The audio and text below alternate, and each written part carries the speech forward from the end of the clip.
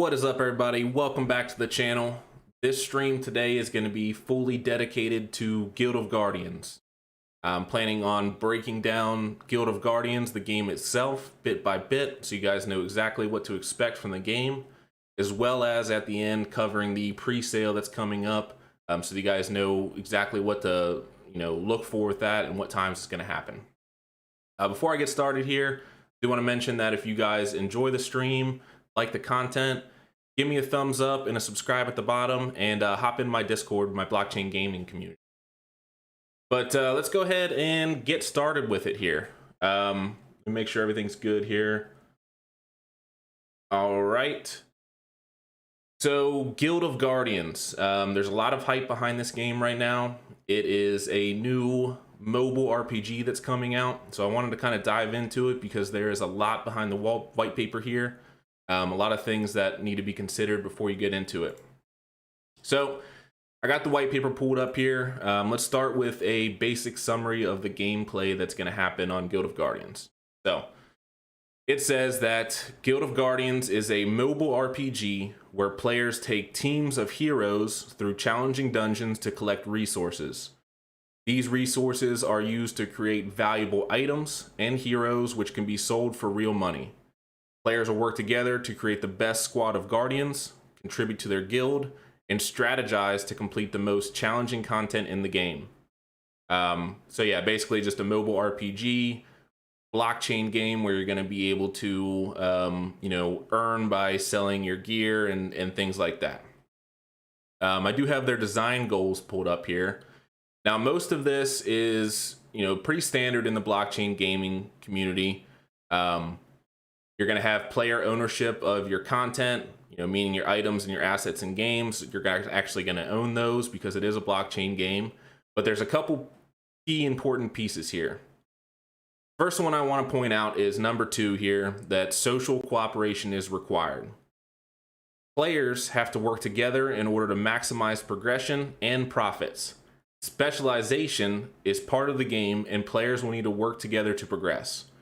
Trading with each other is a core component of Guild of Guardians, just like the real world economy. You're going to have to work within your guild and within your community in order to do certain aspects of the game. And I think that's very intriguing, because a lot of the things that we see right now with these RPG games is that it's more solo based and grindy. This one's going to force you to work with a team and work with your community to unlock other stuff. And also down here is that large amounts of the content in the game will be player generated. It says here, and this is what I think they mean by that, is that some of the blockchain assets are only going to be able to be made by players, which is one of the underlying reasons as why we do not sell items. So Guild of Guardians is not going to be selling items. It's not going to be a pay-to-win game. You're going to have to actually get in there and grind out that content and earn those items, which is really intriguing as well. Now, they are going to sell stuff like guild NFTs and heroes and stuff like that, but they're not going to be selling the equipment itself. So let's take a look at the core gameplay behind Guild of Guardians. Like I said before, you're going to be bringing a team of heroes into dungeons to fight. And it says here that your team composition and synergies are going to matter in Guild of Guardians, as well as your skill usage and your ability to dodge. And what they mean by that composition and that synergies is that they're looking at factional, class, and elemental synergies in combat. For example, teams of all Horde could have their raw attack power boost buffed. Teams of all Fire Element could have a higher chance to inflict fire damage over time. Those are just examples they're talking about as far as the synergies. The biggest thing that I'm looking forward to here is that there's actually going to be roles like a traditional RPG game. So they say in the white paper, we want traditional RPG roles like tank, healer, DPS, and support to be valuable in Guild of Guardians. That means that players are going to have to worry about their aggro management, their healing output, and their damage output.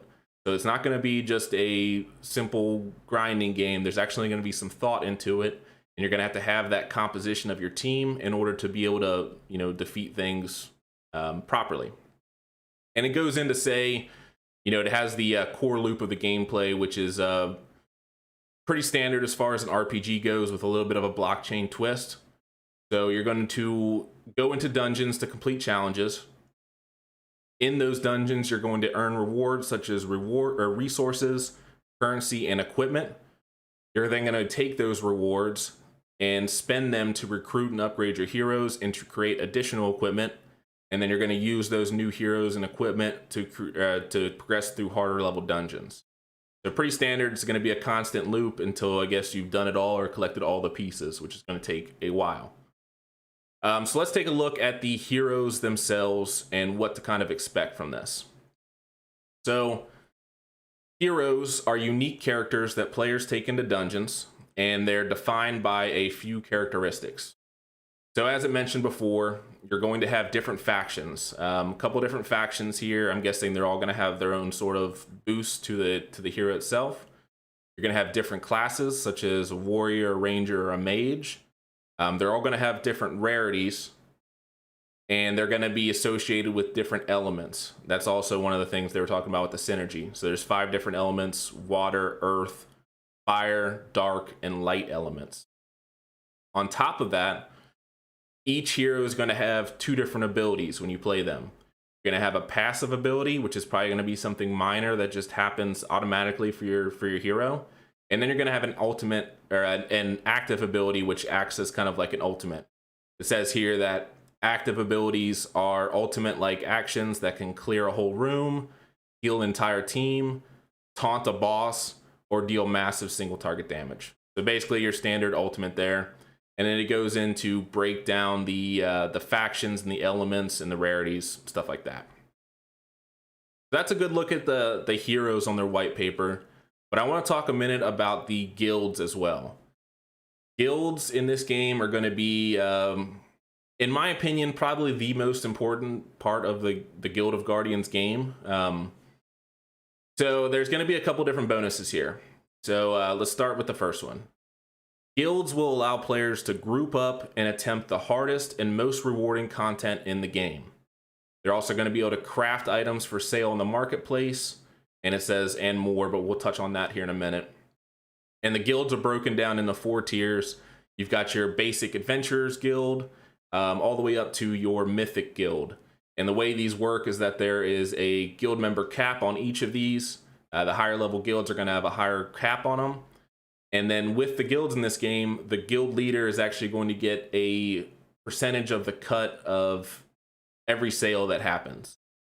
So an adventurers guild is going, the guild leader in that's going to get a 1% of every sale that happens, 1% cut, and a mythic guild would get a 10% cut. Now, that shouldn't worry you too much because the guilds in this game are actually quite pricey.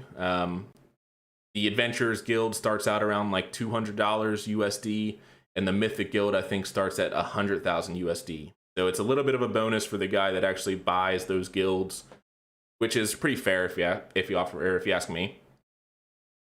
And then it says that guilds offer players access to game modes that are only accessible to members. These game modes will provide players with avenues to show off their best heroes, fight the strongest enemies in the game, and earn unique and rare rewards. There's going to be certain things in Guild of Guardians that you can only do with a guild if you're a part of a guild. So like I said, it's going to be really important. Whether you want to own one or be in one, if you're planning on playing this game, you're going to want to be a part of a guild in some way or form. So other than guilds, we're also going to have pets in this game, which are, seem like they're going to be pretty important as well. And it says here that pets can initially only be purchased during the pre-sale. And once that pre-sale, or once the game launches, they can be found for sale by other players. So if you want a pet, it might be the best time to do it get it in the pre-sale. Not financial advice, but once the game launches, you're going to be subject to the marketplace that's controlled by other players. Now it does have, pets have their own characteristics here as well.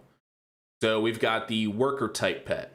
That's going to give you a passive generation of crafting resources. That sounds really, really valuable. You've got the scout pet, which is going to increase the dungeon item drop chance. And you've got the hunter pet, which increases the dungeon completion rewards. So 3 different types of pets there. All of them have really good benefits to them. And I think it's kind of just luck of the draw on which pet you get if you purchase them from the pre-sale. And they're going to have their own rarities too. Now it says here under the rarities that it only has tradable by the common level pets, but I imagine that's just to distinguish it from the heroes, because common heroes are not tradable on the marketplace. And it doesn't have that by the rare, epic, and legendary, but I'm hoping we're able to, trade rare, epic, and legendary pets as well. I don't know why they wouldn't put that on there. Then you're also going to have something called energy boosters in the game. Basically, when you're playing your hero in Guild of Guardians, the more dungeons that you do and the more dungeons that you complete, the more fatigued your hero is going to get. So Guild of Guardians is going to offer you energy boosters in order to negate that effect and keep their stats to where they are. Guild of Guardians is going to have a few different types of equipment here. And again, I want to mention that a very important note that Guild of Guardians is not going to sell equipment. They're going to sell other forms of NFTs, but they are not going to be selling equipment outright. That's going to be player driven. And it says here that it's vitally important to us to reassure our players that equipment traded within the game will be entirely player driven. They have hundreds of pieces of weapons and pieces of armors for everybody to find, create, and trade, and each one's going to have unique buffs. So we're going to have 4 different types of equipment here. You're going to have your weapon, a helmet, jewelry, and then boots. And they're all going to have rarities just like the heroes and the pets, all the way from common to legendary. Now, one of the most important things about the game and about any blockchain game is learning how we're going to be able to earn. And there's a few different ways that you're going to be able to earn in Guild of Guardians. So the first way is by summoning and merging your heroes. I'm going to read this off. It says, players can play for free to earn common heroes, which aren't tradable, like I mentioned before. Players can then merge multiple heroes into ones of a higher tradable rarity, meaning players can play for free, start for free, and eventually work their way up to owning legendary heroes. So this kind of reminds me of Gods Unchained, if you've ever played Gods Unchained, where you start with, say you start with 5 common heroes of the same type. You'll be able to merge those into maybe one rare hero of that type. And once you do that, it'll be tradable on the marketplace to other players. You're also going to be able to ascend your hero. Once a hero is at max level, it can ascend, which increases its level cap and also gives it a star. And that unlocks the hero's true potential power. And then the last way it has mentioned on here is through crafting. Now, this is what I was talking about. This is another point as to why guilds are going to be very, very important in this game.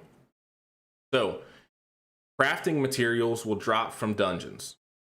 Players can contribute crafting materials to their guild to craft blockchain items, which will automatically be sent to the market to be sold, and the profits will be split based on each player's contribution. So if you're in a guild and you're contributing tons of crafting materials to the guild, that guild's going to automatically work towards crafting a blockchain piece, which will then automatically be sent to the marketplace. Now, remember, the guild leader is going to get a small fraction of whatever that sells for, and then the rest of it's going to be split between all of the players that contributed, and you're going to get more based on how much of those crafting resources you contributed to that item. So aside from those ways of earning, there's also going to be an in-game currency called gems. The in-game currency called gems is an ERC20 token, which is being created, issued, and distributed by the Guardians Corporation. So Guild of Guardians themselves is going to be handing these out. I'm going to read the summary at the bottom here. So gems are a premium in-game currency which will be given to players for free for certain gameplay actions in the Guild of Guardians mobile game. Gems will be tradable between players on a marketplace, so another chance for players to earn by selling their gems on the market. Gems will be distributed to players over time, In addition, gems may be distributed to community members for certain actions deemed appropriate by the Guardians Corporation. And that's going to include like rewards programs, community events, bonus tokens, etc. So gems are used in Guild of Guardians when players want to perform premium actions that involve creating new blockchain assets. For example, as part of the crafting and merging in-game items. So when you go to craft a blockchain item, you're going to have gems. When you go to merge your heroes together, you're going to have these gems. In addition, once the game is live, 20% of the cost of any NFT assets which players buy from the developer will need to be paid for using gems. Gems used this way will automatically be sent to a rewards pool and distributed back to active participants in the game. Now, the rewards pool in Guild of Guardians, what they mean by that is that there's going to be a rewards pool that you can stake your gems to, and you're going to be able to vote on important in-game decisions. The people that stake and vote are going to, get a little bit of those gems back as a reward. That's what they mean by that. Now, the last little bit of the game itself that I want to cover is just a quick review of the technology behind it. So again, gems are going to be an ERC20 token issued on Ethereum. They will be tradable by anyone in exchange for ETH or Ethereum, and most likely being listed on an automated market makers like Uniswap. The blockchain assets, which are going to be your items, your heroes, and your pets, are all ERC 721 tokens. These are going to be issued on Immutable X. Now, Immutable X, if you don't know what that is, it has a bunch of benefits to it. It's a layer 2 solution to Ethereum. But the main thing that you want to know here is that Immutable X has a zero gas fee for peer-to-peer trading. So any trades that you do in the game itself is going to be gas-free. You should only have to pay gas, I guess, if you're totally cashing out of the game. That's going to save players. That's one thing that all Ethereum games struggle with right now. So to see these guys implementing Immutable X right from the get-go is pretty exciting, I think. It's a really good idea. That's the game itself. Basically, a quick recap is going to be a mobile action RPG game. You're going to be grinding out dungeons with a team of heroes and basically working towards gathering resources, gathering gems, creating items, and then selling all those things on the marketplace to actually earn real-life money. Now, Guild of Guardians does have a founder sale that's coming up in less than a week. So I wanted to show this to you guys so you know exactly what to expect. So it says here that they are announcing the Guild of Guardians founder sale, the first wave of it. And this one's going to include legendary heroes and guilds. Now it has a little chart here of the prices of each of these things. So we can see that legendary heroes start around $250 US, and guilds go anywhere from $200 US for the basic adventurers guild, all the way to $100,000 US for the mythic guild. That's what I was saying. Even though the guilds give a little bit of the sale price to the guild leader, it's kind of deserved because they're gonna have to fork out a bunch of money to actually get one of these guilds in the first place. Now, that being said, this founder sale is going to have a 20% early bird discount, which you might want to take advantage of if you're planning on doing this. So, Guild of Guardians is releasing our founder sale, and we're dropping the most scarce NFTs to get started. Legendary heroes, hero summons, and guilds will go on sale at, and it has 3 dates here. Now, it's important to know that these 3 dates are actually all the same time. It's not three separate dates. These are all the same time. They're just broken down by region. So what you're going to want to do is pick the time zone that's closest to you so that you can judge exactly how to do it. So for me, that's going to be 8 p.m. Wednesday, May the 26th, Eastern Standard Time. Now, one thing I did notice in this is that it says here, the bottom time zone, it says 12 a.m. Wednesday, May 26th, GMT.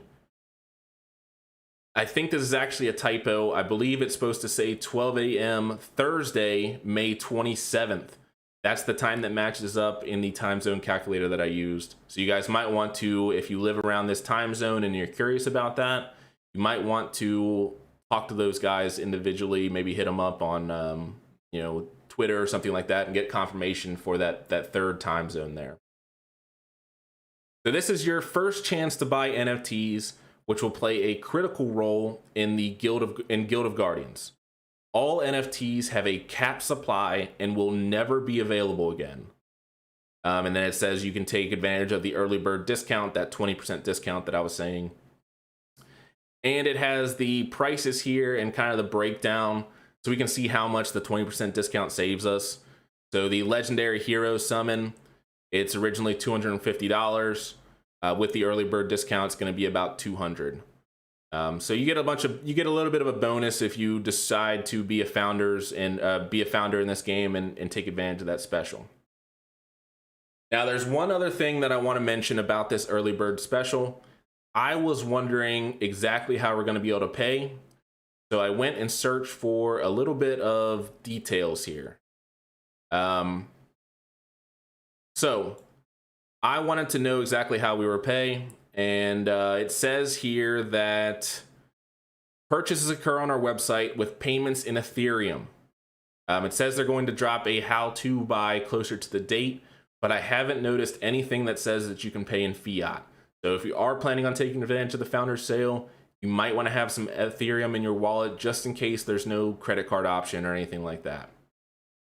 And also, the Guild of Guardians Corporation is going to be giving away gems for all these founders sales.